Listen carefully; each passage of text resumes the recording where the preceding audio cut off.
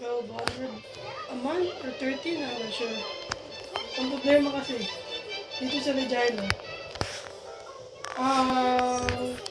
contribution sa union, fixed, parang ano yun,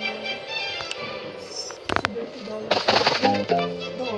Hanggat umaangat ka, 2.5 hours na sweldo mo, mag-i-increase din yun. Per month. Per Or month. pay. Per month. Per month. Ito ang pwede.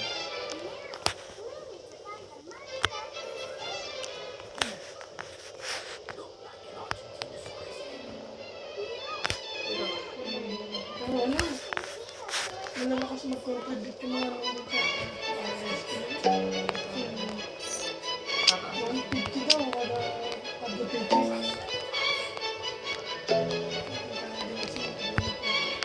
Ang problema kasi, pag kasi, oo, ang problema kasi nun, pag hindi ka kasi nag-contribute, ang taas na. Taas.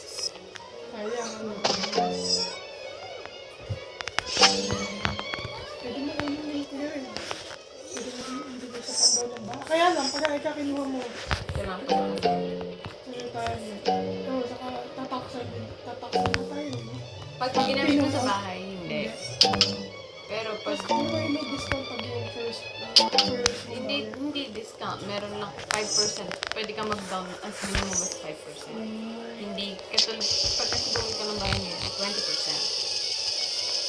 Yung iba ba second home na. Pero yung first home, month benefit.